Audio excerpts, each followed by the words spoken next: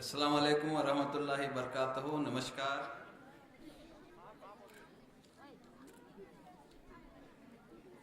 मेरे साथी और केंद्रीय मंत्री श्री जितेंद्र सिंह जी, मेरे साथी minister of state for minority affairs Shri Ninong Ering ji, हमारे डिपार्टमेंट के सेक्रेटरी श्री ललित के पनवर साहब, टीकाराम जी एमएलए, जिला प्रमुख बहन सफिया खानम, हाजी इसराइल साहब सरपंच, संधू साहब additional chief secretary, R S Jakhar collector साहब, ओसामा मंजर डायरेक्टर डीएफ, चौधरी भूपन खान साहब, हमारे दोस्त और पूर्व मंत्री नवाब दुर्रुमैया साहब, बुजुर्गों, दोस्तों, भाई और बहनों, प्यारे बच्चों, आज मुझे बहुत खुशी है कि इस चंदौली गांव में हम हिंदुस्तान की साइबर ग्राम का जो हमारा प्रोग्राम है, इस गांव से हम शुरू कर रहे हैं। मैं कुछ कहने के पहले उस सूरमा मुजाहिद आज़ादी हुसैन खान मेवाती को खिराज अकीदत पेश करता हूं। मेवात सिर्फ एक एरिया का नाम नहीं है, मेवात की तारीख है। मेवात के लोग उनकी बहादुरी के लिए, उनकी शुजाअत के लिए सारे हिंदुस्तान में नहीं, सारी दुनिया में मशहूर है।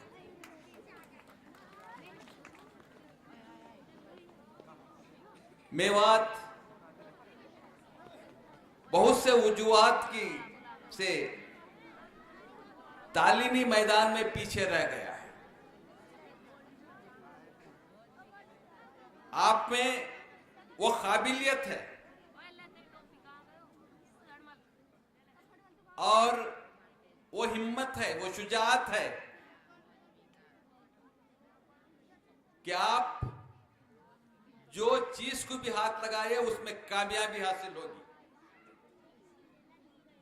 मुझे मालूम है कि मेवात के बच्चे जो तालीम में आगे जो पढ़ना चाहें तो वो आसमान को छू देते। मेरे पास बहुत से मिसालें हैं मगर वक्त नहीं है। हाल ही में एक साहब मुझे मिले थे तो वो मेवात से हैं, उनका खानदान गरीब खानदान। उन्होंने अपनी पढ़ाई तीनों भाइयों ने जो स्ट्रीट लाइट के नीचे पढ़कर आज आसमान जैसी बुलंदी पर पहुंचे हैं और उनका नाम, मेवात के आदमी का नाम Guinness book of world record में।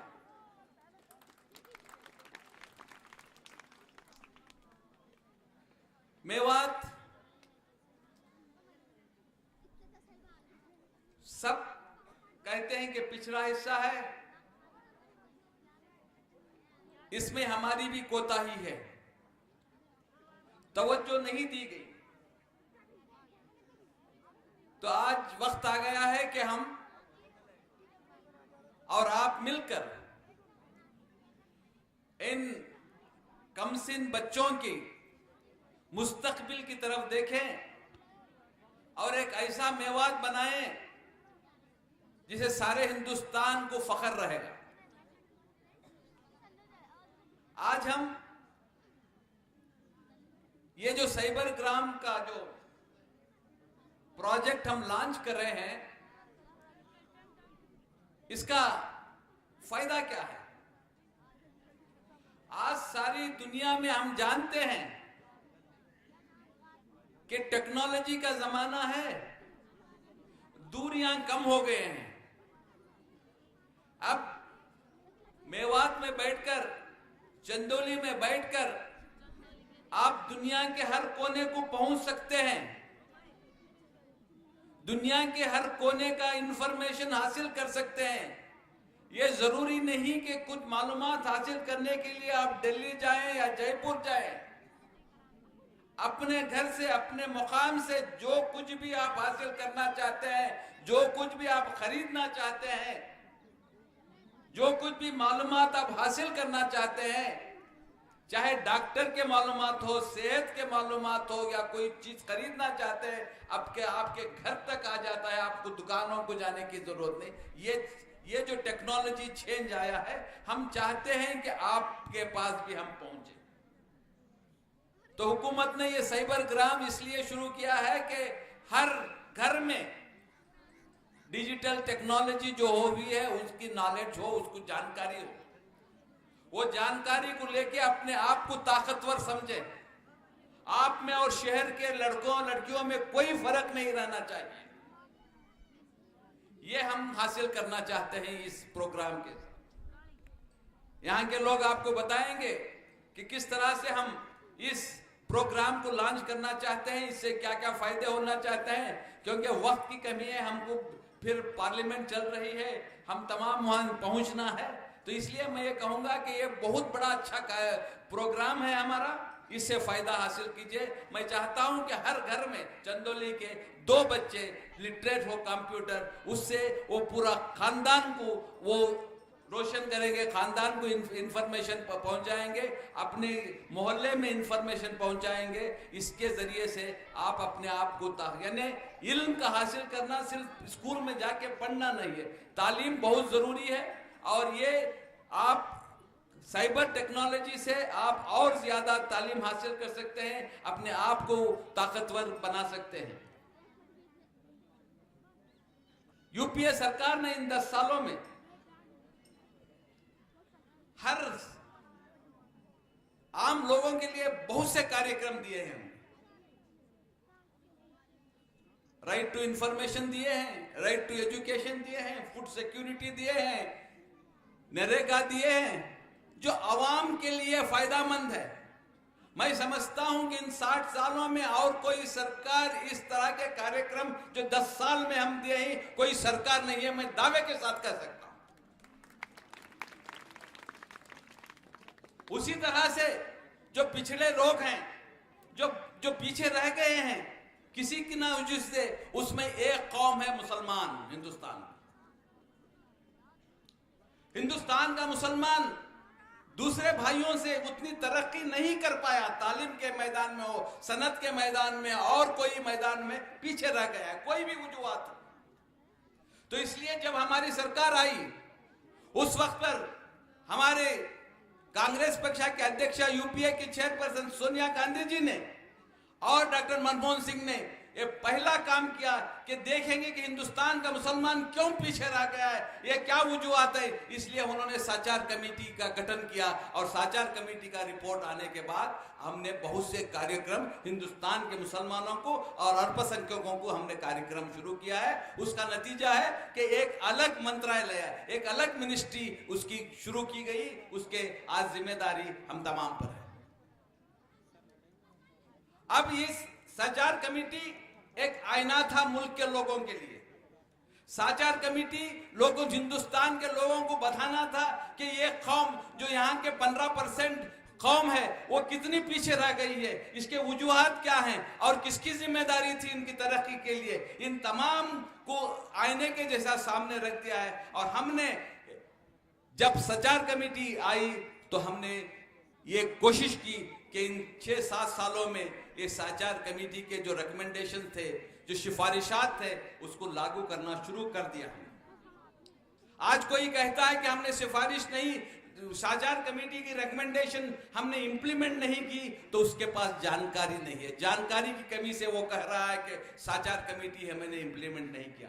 हमने साचार कमेटी इंप्लीमेंट किया है। और आज मैं इस मंच पे कहूंगा कि कोई साहब ये कहेंगे कि कौन सी हमारी वो रिकमेंडेशन है साचार कमेटी जो हमने लागू नहीं किया, हम कल उस रिकमेंडेशन को लागू करेंगे। तो भाई और बहनों, प्रोग्राम बहुत हैं। आज हम हिंदुस्तान में 1 करोड़ से ज्यादा छात्रों छात्रियों को हम प्राइमरी एजुकेशन से लेकर रिसर्च तक हम स्कॉलरशिप दे रहे हैं, 1 करोड़ बच्चों को हिंदुस्तान। और वो आज इस साइबर ग्राम से आपको सहूलत होगी कि आप में से हर बच्चा अपने घर पे बैठकर स्कॉलरशिप को अप्लाई कर सकता है। तो यह सहूलत आपको हासिल है। हमने आधार कार्ड दिया आप तमाम को। आधार कार्ड सिर्फ कार्ड नहीं, एक ताकत है।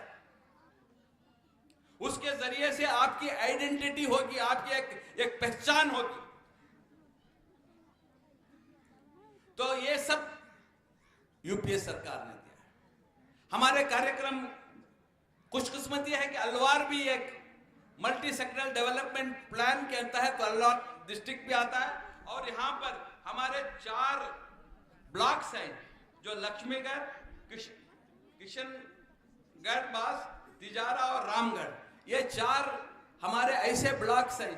हम वहां मल्टी सेक्टरल डेवलपमेंट प्लान में जो वहां कमी रह गई है, चाहे स्कूल की कमी हो, चाहे हॉस्पिटल की कमी हो, चाहे पॉलिटेक्निक हो, चाहे कॉलेज हो, ये हम दे रहे हैं। और लगभग एक ब्लॉक में हम 10-10 करोड़ रुपए हम खर्च करने वाले हैं। इसी तरह से हमारे बहुत से कार्यक्रम हैं, जैसा कि नई रोशनी, सीखो और कमाओ। जैसा कि अभी बात हो रही थी, तालीम के साथ हुनर का होना जरूरी है। ये जरूरी नहीं कि हर बच्चा ये डॉक्टर हो, इंजीनियर हो, किसी ना किसी वजूहत से वो हुनर सीखना चाहता है। तो हमारी एक स्कीम हम लॉन्च की है, सीखो और कमाओ। हम आपको सिखाएंगे, हुनर सिखाएंगे और आपको जॉब भी देंगे और रोजगार भी देंगे। ये हमारी स्कीम चल रही है। हमारे बहनों को हमने नई रोशनी की कार्यक्रम दिया है। इसके जरिए से उनको ये मालूमात फराहम करने की कोशिश करते हैं बहनों को कि क्या क्या हासिल कर सकते हैं, हुकूमत आपकी है, हुकूमत से क्या हासिल कर सकते हैं और जो सुविधाएं हम हासिल कर सकते हैं, जो आपका हक है, वो तमाम हम उनको नई रोशनी के जरिए से इत्तला देते हैं। इसी तरह से हम अब जल्दी और एक प्रोग्राम लॉन्च करने जा रहे हैं कि हमारे अल्पसंख्यक के जो स्कूलें हैं, जहां अगर हम वहां पर एक नर्स, क्योंकि सेहत बहुत ये है, बच्चों की कभी कभी सेहत बिगड़ जाती है, तो हम वहां सेहत का कार्यक्रम भी देने वाले हैं। बहुत जल्दी हम वो स्कीम को अनाउंस करेंगे। तो इस तरह से ये जो हमारी मिनिस्ट्री बनी है 2007 से 2000 जो मिनिस्ट्री 2006 से, तो इससे हमारे मुल्क के जो हमारे माइनॉरिटी से अल्पसंख्यक हैं, इनको हमारे 6 अल्पसंख्यक होते हैं। एक मुसलमान, एक सिख, एक ईसाई, एक पारसी, एक जैन और एक बुद्धिस्ट। इन तमाम माइनॉरिटीज के अलग अलग इश्यूज हैं। उसमें मुसलमान 74% मुसलमान हैं, उनकी प्रॉब्लम्स अलग हैं, उनकी तालीमी पसमानदगी है, उसमें उनको तालीम की तरफ हम जोर दे रहे हैं। इसी तरह से दूसरे अल्पसंख्यकों को जो जरूरत है उसकी तरफ जोर दे रहे हैं।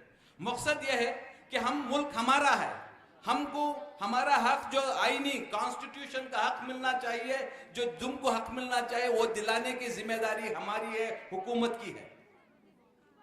तो आज ये अगर हम कुछ कर रहे हैं तो आपका हक दे रहे हैं, आपकी हुकूमत है, आप जो भी हमारे कार्यक्रम है आपके लिए है, आपको वो मिलना चाहिए, वो देने की कोशिश कर रहे हैं।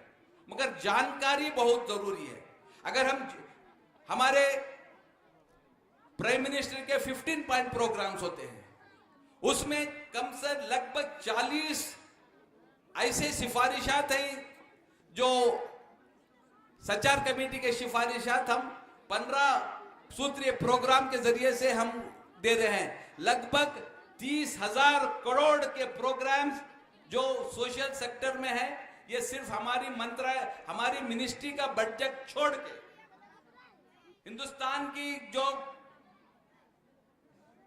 हिंदुस्तान के जो लोग हैं, हमारे जो सोशल सेक्टर के जो स्कीम हैं, उन स्कीमों को हम मिनिमम माइनॉरिटीज के लिए 15% हर स्कीम में मिलना चाहिए। ये जानकारी जब तक आपको नहीं होगी, आपको मालूम भी नहीं होगा कि 15 सूत्री प्रोग्राम क्या है, हम कैसे हासिल कर सकते हैं, आप कैसे पूछ सकते हैं, तो इन तमाम की जानकारी जरूरी है। और ये जानकारी अगर आपके गांव में इंफॉर्मेशन है, हमारी वेबसाइट को जा सकते हैं, इंफॉर्मेशन हासिल कर सकते हैं, तो ये जानकारी हासिल कर सकते हैं। भाइयों और बहनों, हमारी बहन ने कहा कि 2-3 मुतालिबात रखे, स्कूल की तालीम की बात की। इंशाअल्लाह हमारा प्रोग्राम है कि मौलाना आज़ाद फाउंडेशन से हम केंद्रीय विद्यालय के लेवल पर के स्कूलें हम खोलें और इसमें मेवात हमारी प्रायोरिटी। दूसरा उनका था कि एक यूनिवर्सिटी होना चाहिए मेवात के इलाके को। हमने एक प्रोग्राम शुरू किया है, 6 यूनिवर्सिटीज माइनॉरिटी के स्टार्ट करेंगे, वो एडवांस स्टेज में है इंशाअल्लाह। अब पाइपलाइन में मेवात के एरिया को भी यहाँ एक तालीमी तहरीक होना चाहिए, तालीमी एजुकेशन रेवोल्यूशन आना चाहिए, तो इंशाअल्लाह वो भी हम इंक्लूड करने की कोशिश करेंगे।